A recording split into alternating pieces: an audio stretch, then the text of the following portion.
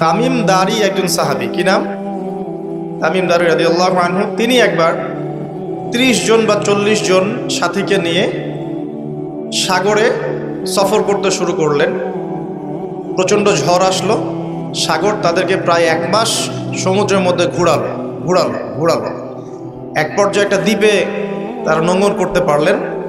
সেই দ্বীপে তারা একটা প্রাণীকে দেখতে পেলেন, যেই প্রাণীর গায়ে প্রচুর লোম ছিল। কি ছিল?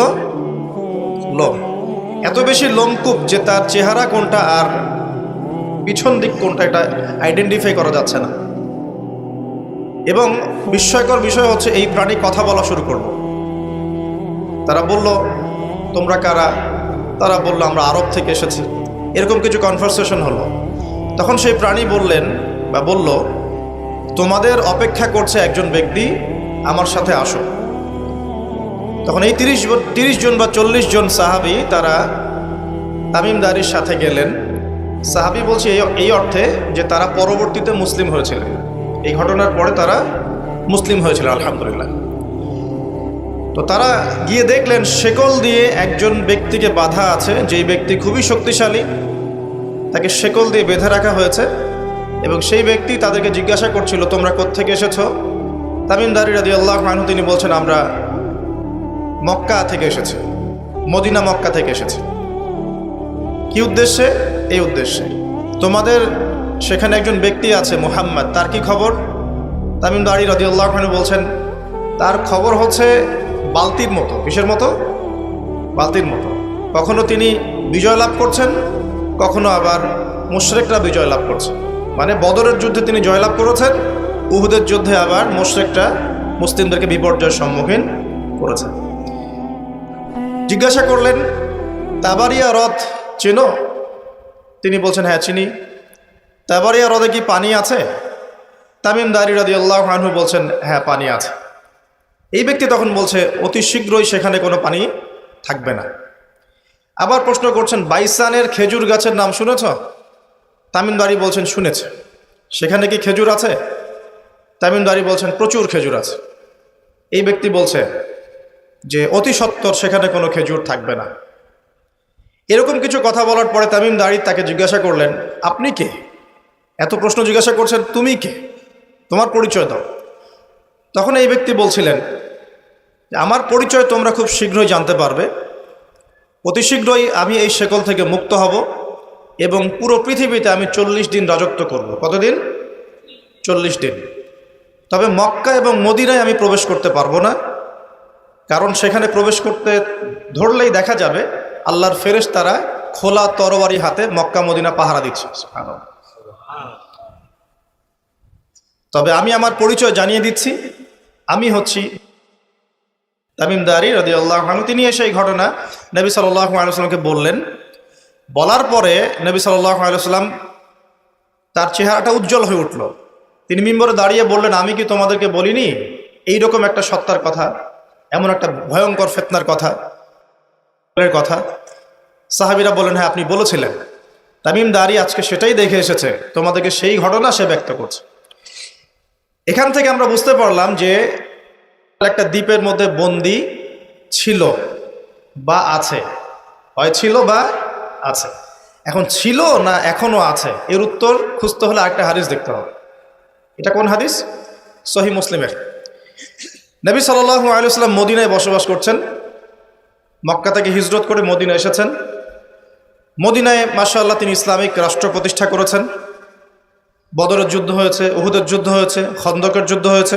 ইসলামের একটা পুরো খিলাফা স্টেট যেটা আমরা বলি সেটা কায়েম হয়েছে। এর মধ্যে খবর এলো এক মায়ের একটা সন্তান হয়েছে, এই সন্তানটার সাথে যে আলামত এগুলো মিলে যাচ্ছে। ঠিক আছে, এই সন্তানের নাম হচ্ছে ইবনে সাইয়্যেদ। কি নাম? ইবনে সাইয়্যেদ। তো নবী সাল্লাল্লাহু আলাইহি ওয়াসাল্লাম ওমর রাদিয়াল্লাহু আনহু এবং অন্যান্য সাহাবীদেরকে নিয়ে ইনভেস্টিগেট করতে গেলেন। ইনভেস্টিগেট করতে গিয়ে তাকে ডাকলেন।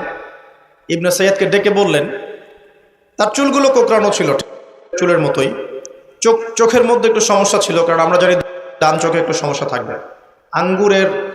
আঙ্গুর কালার দেখেছেন? আঙ্গুর, চোখটা অনেকটা আঙ্গুরের মতো হবে, ফোলা। ইবনে সাইয়্যেদের কাঠামোটা মিলে যাচ্ছিল। নবী সাল্লাল্লাহু আলাইহি ওয়াসাল্লাম তাকে ডেকে বললেন, তুমি কি দেখো? ইবনে সাইয়্যিদ বলছে আমি আরশ দেখি। কি দেখি? আরশ বোঝেন তো? আচ্ছা, এখানে আরশের কথা যেহেতু এসেই গেছে, একটা কথা বলে দেই যে নবী সাল্লাল্লাহু আলাইহি ওয়াসাল্লাম একটা হাদিসে বলেছেন, কিতাবুত তাওহীদ গ্রন্থের মধ্যে আছে, আমরা যে পৃথিবীতে বসবাস করছি, এই পৃথিবী থেকে প্রথম আসমান মানে পুরো মহাবিশ্ব এর দূরত্ব হচ্ছে 500 বছরের রাস্তা। কত বছর?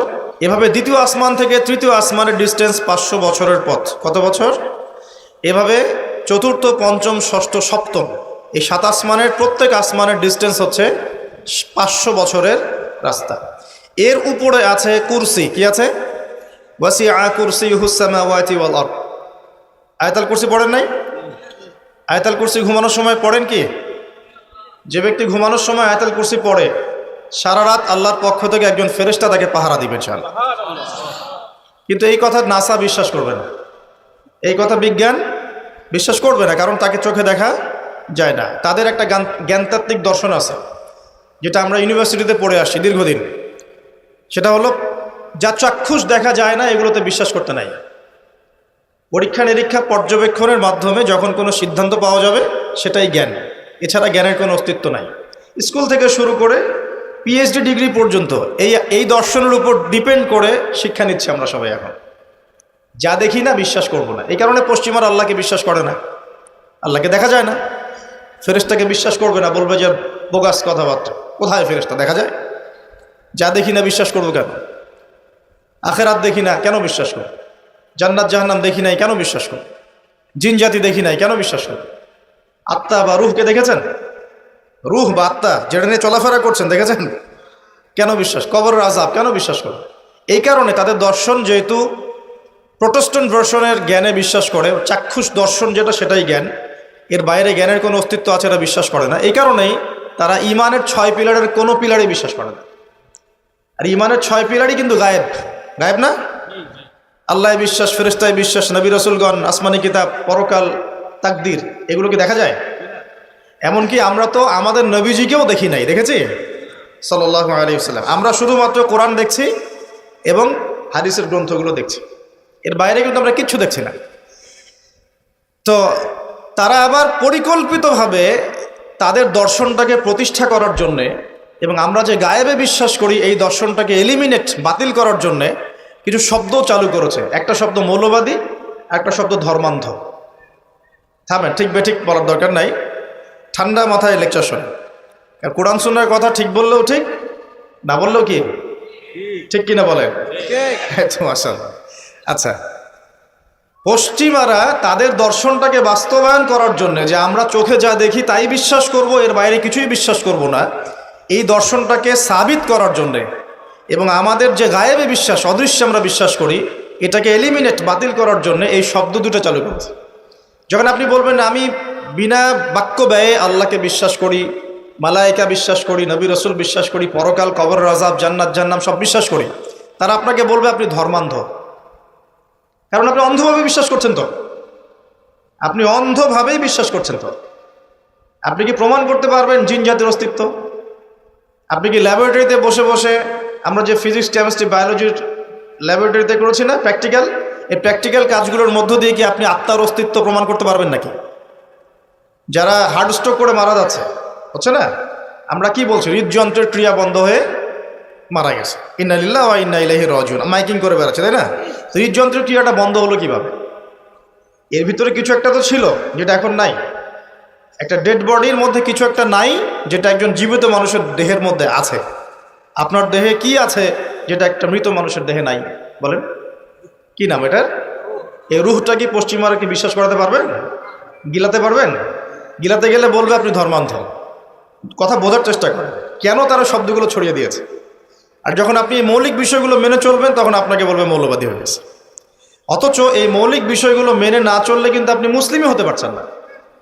কেউ যদি আত্মায় বিশ্বাস না করে, জিন জাতিতে বিশ্বাস না করে, আপনার আল্লাহ অদৃশ্য বিশ্বাস না করে, আখেরাত অদৃশ্য জগৎ বিশ্বাস না করে, জান্নাত জাহান্নাম, কবরের আযাব, মিজান পুলসিরাতে বিশ্বাস না করে, সে কি মুসলিম হতে পারবে কিনা?